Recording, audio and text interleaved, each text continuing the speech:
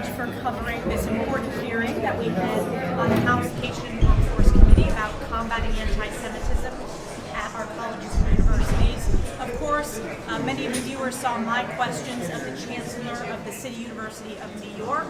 It was a disgrace to hear his responses. Not only did he hire a chief diversity officer who previously worked for CARE, a pro-terrorist organization, he refused to fire that individual.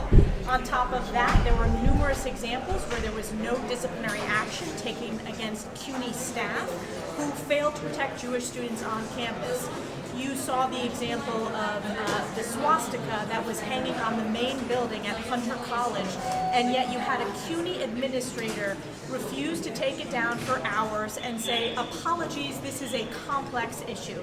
It is not a complex issue. The reality is CUNY and New York State's Democrat leadership has failed. I am calling on Governor Kathy Hochul, the worst governor in America, who has bent the knee to the anti-Semites in her party, to call on Chancellor Rodriguez to resign. She needs to make that call today. She controls the Board of Trustees, which hires and fires the Chancellor, so she needs to show strong moral leadership, which she has failed to do to date, to call on him to resign.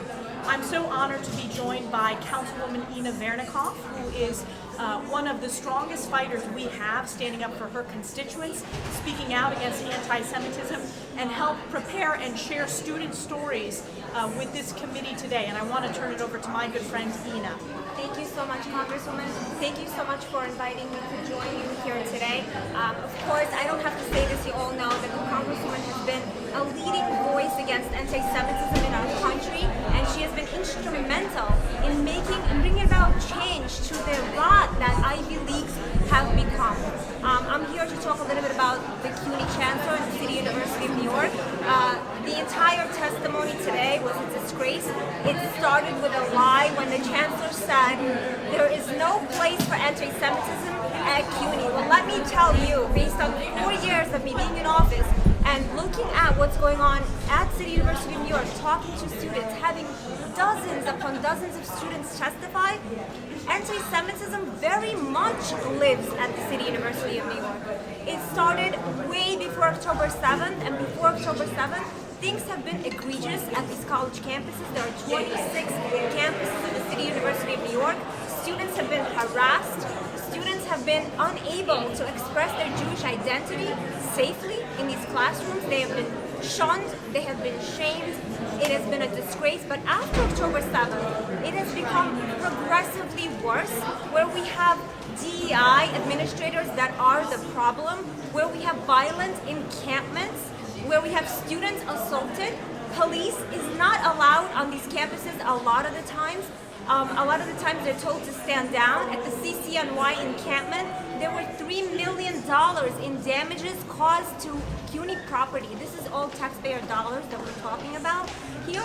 And the Chancellor has done nothing. He comes here, he comes to a city council hearing, he comes to this hearing, and he says nice things, and it sounds all nice, but there is no action.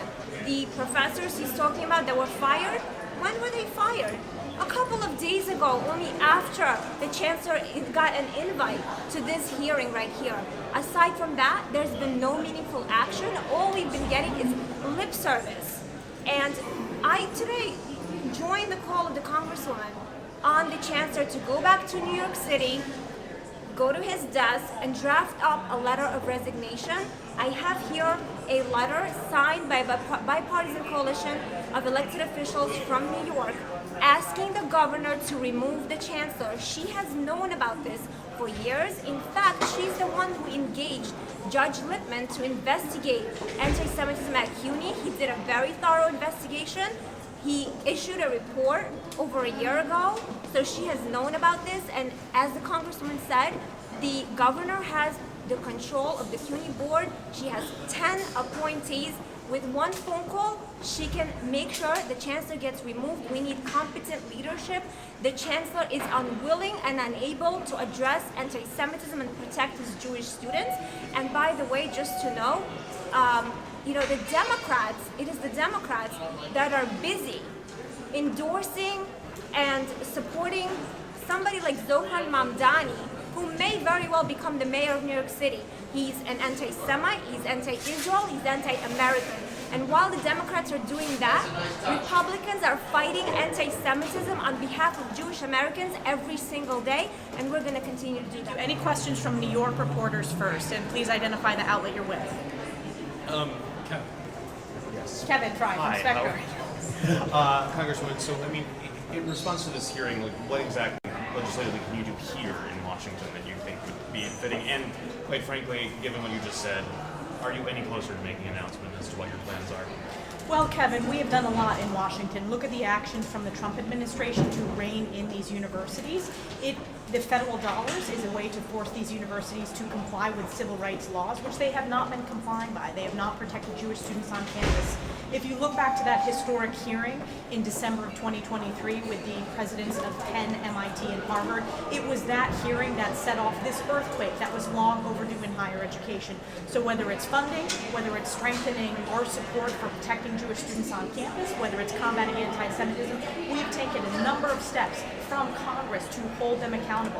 Who has not taken steps is Democrats in New York, led by Kathy Hochul. This scourge of anti-Semitism has skyrocketed on her watch. She has failed to hold them accountable. She has allowed failed leaders like the Chancellor of CUNY to stay in these positions when they have failed to protect Jewish students. So again, actions speak louder than words. Obviously, all these university presidents who come before Congress are very prepped up. They are lawyered up beforehand, but it doesn't make up for their failed leadership and their failed actions, and that was on display today. The fact that you have CUNY's Chancellor claim unawareness of the CLEAR, which is the legal clinic affiliated with CUNY, play the legal defense role for Mahmoud Khalil, and he refuses to condemn that and says he doesn't know. That is disgraceful and it is unacceptable. When it comes to challenging Governor Kathy Hochul, I'm getting a lot of encouragement across New York State, not just from Republicans, but independents and Democrats as well. We have local elections coming up this year. As you and I have discussed, I'm very focused on making sure that Republicans do well this election cycle to lay the groundwork for saving New York and firing Kathy Hochul once and for all. And my question for Kathy Hochul is, why have you not condemned Zohran Mamdani's raging anti-Semitism? It's because you're bending the knee to the anti-Semites that control New York's Democrat Party. Kathy Hochul needs to show leadership. She needs to call on this chancellor to resign. She needs to fire him today. What do you mean? There's been some allegations that the Embassy of Qatar was made aware of what was going to happen in this hearing, specifically by Representative McClain. Is this concerning to you that, Qatar, which is, known to foster Hamas, has been made aware of what was going to be discussed in this hearing ahead of time? So I'm not familiar with the specific allegations, but I can tell you I am very familiar with foreign funding flowing into these universities, and I'm deeply concerned. I have been a leader when it comes to passing legislation called the Deterrent Act, closing the loopholes when it comes to foreign dollars flowing into our universities. We cannot let foreign nations prop up anti-Semitism. We cannot let foreign nations prop up anti-Americanism, which has proven to be the case in many of these institutions, whether it's Qatari money flowing into Middle Eastern studies programs, or whether it's money from the Communist Chinese Party propping up Confucius Institute. So my focus is on legislatively leading to make sure that our universities reflect American values. So we will continue to hold folks accountable for the foreign dollars, especially if they're not disclosing those foreign dollars. Congresswoman, President Trump's plan to reduce the size of the federal Department of Education, the Supreme Court gave him a major win yesterday on that. How do you think that's going to impact this issue? There is an Office of Civil Rights that is largely going to be closed now. It seems like this issue is very important to you. Do you think the solution to anti-Semitism is to close the Department of Ed, essentially? The solution to anti-Semitism is moral leadership. We saw under Joe Biden's failed leadership, and we saw that the Department of Education refused to do investigations into these institutions. We also saw that these higher ed institutions would not fix themselves. They had failed to show any leadership when it came to protecting Jewish students on campus and really looking at the root causes, whether it's the faculty, the failed governance structure, the foreign dollars flowing into these universities, the anti-Semitic coursework, the list goes on. I fully support President Trump making sure that we're focusing on America First education policy. It needs to be localized, and the way to hold these universities accountable is through the purse strings. New Yorkers do not want to be funding anti-Semitism. hardworking taxpayers that I represent, that Ina represents, they do not want to fund organizations like CUNY who fail to protect Jewish students. We need to demand better from our higher ed institutions. So if funding is the way to get their response, then that is a tool we should use. Just to follow up, you don't think there will be any negative impact on civil rights generally by closing the Department of Ed and putting that responsibility in the hands of state education boards? I strongly support President Trump's position when it comes to localizing education policy. What have we seen from the Department of Education at the federal level? It has failed significantly. Frankly, it's very similar to the dynamics that we see in New York State. New York State's Department of Education has perpetuated anti-Semitism, whether it was their affiliations with Regents preparation materials, which were by definition anti-Semitic. Education decisions, number one, are best made first by parents, then by local communities, and then by local school boards, not unelected bureaucrats. So certainly I support President Trump's actions in holding these university accountables, which is happening as a result of our oversight work in Congress. And I'm going to continue to lead on this issue.